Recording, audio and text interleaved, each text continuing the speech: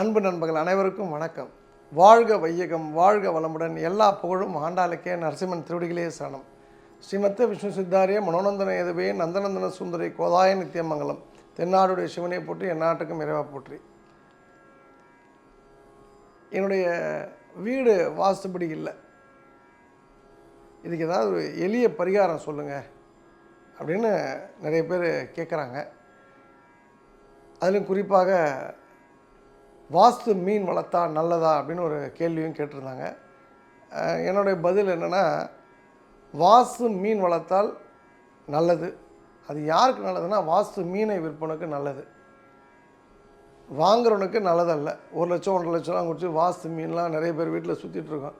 அது சாப்பிடவும் முடியாது, தூக்கி போடணும். அதை பார்த்தாலே ஒரு அருவருப்பாக இருக்கும். ஸோ அந்த வாஸ்து மீன்லாம் வேலை பார்க்காது. உங்களோட வீடு என்பது செங்கல் சிமெண்ட்டால் கட்டப்பட்டது. பரிகாரம் என்பது அந்த செங்கல் சிமெண்ட்டால் தான் இருக்க முடியுமோ ஒழிய, நீங்கள் தனிப்பட்ட முறையில் ஒரு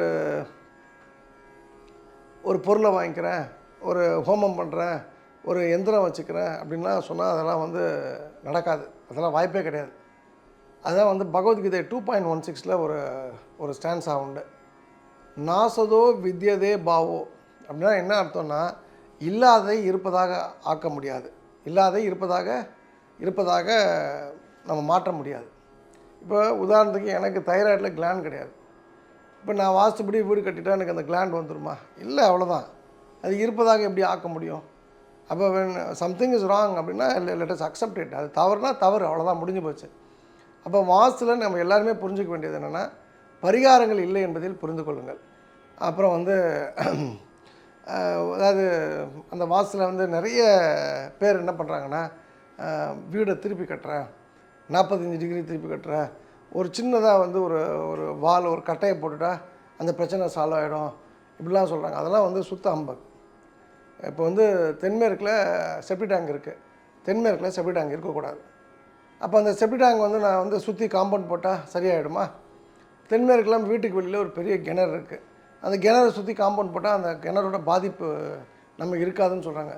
பள்ளம் தானே, அந்த பாதிப்பு எங்கே போக போகுது? அது அதே இடத்துல தான் அந்த பள்ளம் இருக்குது. அப்போது இந்த காம்பவுண்ட் போடுறதுனாலையோ, இந்த ஒரு விஷயத்துக்கு பரிகாரம் பண்ணுவதாலேயோ நம்ம தவறை சரி செய்ய முடியாது.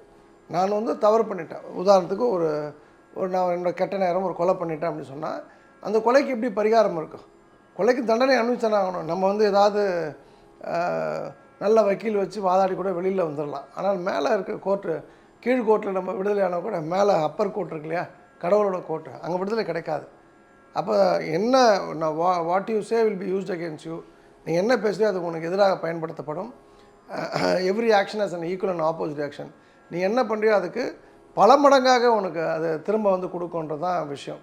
அப்போ இந்த யூனிவர்ஸ் எப்படி செயல்படுத்தா, நீ அன்பை கொடுத்தனா அன்பை கொடுக்கும், கெட்டதை கொடுத்தா கெட்டதை கொடுக்கும் அப்படின்றது தான். அப்போது இந்த உண்மையை நீங்கள் புரிஞ்சுக்கிட்டிங்கன்னா வாஸ்துவில் பரிகாரன்ற ஒரு விஷயத்தை நோக்கி நீங்கள் போக மாட்டீங்க. இது முதல் விஷயம். ரெண்டாவது, இன்றைக்கி தொட்டதுக்கெல்லாம் ஜோதிடர்கிட்ட போய் நிற்கிறோம்.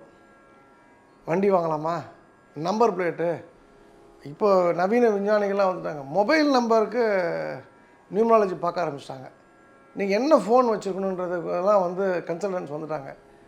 இதெல்லாம் டு த கோர் அட்ராசிட்டி. இது டூ மச்சுன்னு தான் நான் சொல்லுவேன்.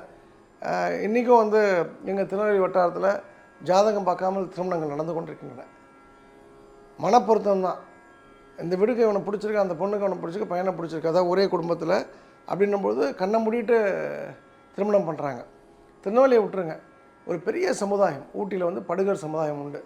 இன்றைக்கும் அந்த சமுதாய மக்களுக்கு ஜாதகம்னா என்னன்னு தெரியாது, அஸ்ட்ராலஜி புக்கு கிடையாது, அவங்க 4 நட்சத்திரம்லாம் அவங்களுக்கு தெரியாது. அவங்க டேட் ஆஃப் பர்த் ஸ்கூலுக்கு வேணால் குறித்து கொடுத்துக்கலாம், ஹாஸ்பிட்டலில் வேணால் அந்த இன்ஃபர்மேஷன் இருக்கலாம் ஒழிய, அவங்க இன்னை வரைக்கும் எந்த அஸ்ட்ராலஜரையும் அவங்க மீட் பண்ணி எனக்கு நேரம் எப்படி இருக்குது, நான் ஜெயிப்பேனா தோப்பேனா, என் குழந்தை படிக்காதான்னு கேட்டதே கிடையாது. காரணம், அவங்களுக்கு இயற்கை தான் கடவுள். அந்த மலையோடு இருக்காங்க, அவங்க கடவுளை நம்புகிறாங்க, இன்னை வரைக்கும் ஜாதகத்துக்கு பின்னாடி போகல. அப்போது நீங்கள் எடுத்ததுக்கெல்லாம் ஜாதகத்துக்கு எடுத்துக்கிட்டு போய் இன்றைக்கி தூங்கலாமா வேணாமா, நேற்று ஒரு அரை மணி நேரம் தூக்கம் வரல, இதெல்லாம் பார்த்து உங்கள் நேரத்தை கில் பண்ணாதீங்க. நீங்கள் கைரேகையை பார்க்குறவங்கள்ட்ட போய் நீங்கள் எனக்கு நேரம் நல்லா இருக்கேன்னா நீங்கள் உங்கள் கைரேகையை பார்த்தா தான் அவனுக்கு நல்ல நேரம்ன்றது புரிஞ்சுங்க. உங்களால் தான் அவங்கன்றதுனால நீங்கள் அந்த விஷயம் தெரியாமல் அவங்களால நீங்கள் இருக்குன்னு நினச்சிங்கன்னா அது நம்மளுடைய சுப்பீரியாரிட்டின்னு தான் நான் சொல்லுவேன். நம்பர் 3 வந்து நீங்கள் ஒரு அஸ்ட்ராலஜர்கிட்ட போகிறீங்க. இது ஒரு முக்கியமான விஷயம். போகணும், ஒரு வீடு கட்டணும்னு போகிறீங்க, அக்செப்டட் அக்ரீடு, நீங்கள் அது மேலே நம்பிக்கை இருக்குது, 100% உங்களோட அஸ்ட்ராலஜர் ப்ரூவனான அஸ்ட்ராலஜர்னும் போது அவர் சொல்லுவார், என்ன சொல்லுவார்னா, உங்களுக்கு பூர்வீகம் ஆகாதுன்னா அந்த பூர்வீகத்தில் போய் நீங்கள் வீடு கட்டக்கூடாது, அங்கே போய் வசிக்கக்கூடாது, வசிச்சிங்கன்னா உங்களுக்கு ஏதோ பிரச்சனைகள் வருன்றது 100% அவர் சொல்கிறது உண்மைன்றதை நான் ஏற்றுக்கிறேன்.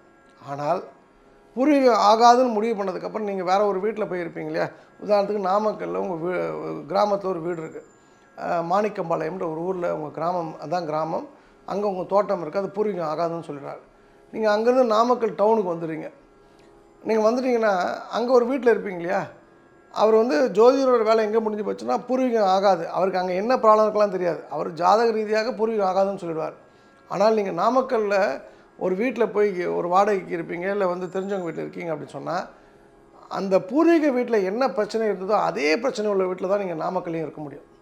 ஒரு கிராமத்தில் உங்களுக்கு ஒரு பூமி இருக்குது, தப்பான பூமி இருக்குது, அந்த தப்பான பூமியில் என்ன வந்து வாஸ்து குறை இருக்கோ அதே வாஸ்து குறையுள்ள வீட்டில் தான் நீங்கள் நாமக்கல் இருக்க முடியும் என்பதுதான் நீங்கள் கவனிக்க வேண்டிய விஷயம்.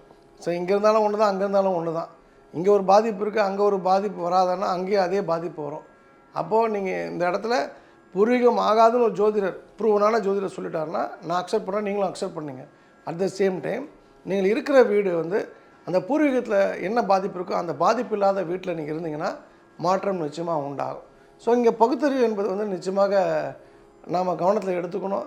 நம்ம எல்லாமே சொல்கிறாங்கன்றதெல்லாம் விஷயத்தை அப்படியே அக்செப்ட் பண்ணாமல் ப்ளஸ் ஆர் மைனஸ்லாம் எல்லாத்தையும் பார்த்து அனலைஸ் பண்ணி அதுக்கப்புறம் எது சரி அப்படின்ற முடிவை நம்ம எடுத்தால் தான் நம்மளால் ஒரு சிறப்பான ஒரு வாழ்க்கையை வாழ முடியும். மொபைல் நம்பர்லாம் வந்து நீங்கள் வாஸ்து பார்த்தீங்கன்னா, மொபைல் நம்பருக்கு நியூமராலஜி நீங்கள் பார்த்துருந்தீங்கன்னா, என்ன ஃபோனை வைக்கணுன்றது ஒருத்தர் வந்து டிசைட் பண்ணுறான்னா, இதெல்லாம் தெரிஞ்சுன்னா அந்த மொபைலே கண்டுபிடிச்சிருக்க மாட்டாங்க. அவன் கண்டுபிடிக்க எவ்வளோ கஷ்டப்பட்டுருப்பான். அதை விட்டுட்டு நீங்கள் கூட்டினா 8 வரணும், 7 வரணும், 6 வரணும், 2 7 வரக்கூடாது, 3 7 வரக்கூடாதுன்னு சொல்கிறாங்கன்னா, மக்களுடைய அறியாமையை எக்ஸ்ப்ளாய்ட் பண்ணுறாங்க, அதை தன்னுடைய மூலதனமாக மாற்றிக்கிறாங்க அப்படின்ட்டு தான் நம்ம கணக்கில் எடுத்துக்கணும். ஸோ நீங்கள் இது போல் வந்து எடுத்துக்கலாம். வந்து நியூமராலஜி ஜோசியம் பார்க்குறாங்கன்னா அவங்க வந்து தன்மையில் நம்பிக்கை இல்லாத ஆட்கள், அவர்களோட பழகிறத வந்து நிறுத்துறது தான் பெட்ரு. ஸோ இன்றைய தேதிக்கு அஸ்ட்ராலஜி தேவையான விஷயத்துக்கு உங்களுக்கு அதிக நம்பிக்கை இருக்குன்னா தேவையான விஷயத்துக்கு பாருங்கள், தேவையற்ற விஷயங்களுக்கு பார்க்காதீங்க. பூர்வீக வீடு அப்படின்றது வந்து என்ன பிரச்சனையோ இருக்கோ அதே போல் பிரச்சனை உள்ள வீடு தான் நீங்கள் எங்கே போனாலும் வரும்.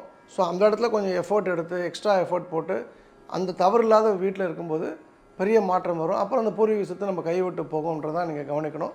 ஸோ இந்த பாயிண்ட்ஸை நீங்கள் எடுத்துக்கிட்டிங்கன்னா ஒரு பெஸ்ட் லைஃப்பை லீட் பண்ண முடியும். தேவையில்லாமல் மனசை போட்டு குழப்பி எல்லாத்துக்கும் அஸ்ட்ராலஜி அது பின்னாடி போகாமல் டெய்லி காலைல உட்காந்து நல்ல நேரம்லாம் பார்க்காமல் நீங்கள் வந்து ஒரு விஷயம் புரிஞ்சுங்க. அடுத்தவனுக்கு கெட்டது நினைக்காத எல்லா நேரமே நல்ல நேரன்றதை நீங்கள் புரிஞ்சுக்கிட்டிங்கன்னா நல்ல நேரம் பார்க்குறதுக்கான அவசியம் இருக்காது. ஸோ நீங்கள் அனைவரும் சிறப்பான வாழ்க்கை வாழ வேண்டிய அன்பான வாழ்த்துக்கள்.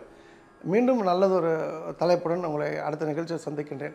ஆடி ஆடி அகம் கரைந்து பாடி பாடி கண்ணீர் மல்கி எங்கும் நாடி நாடி நரசிங்காவென்று வாடி வாடும் இவ்வானதிலே எல்லா புகழும் ஆண்டாளுக்கே. நரசிம்மன் திருவடிகளே சரணம். நன்றி, வணக்கம். சர்வம் கிருஷ்ணார்ப்பணம். ஸ்ரீராம் ஜெயம்.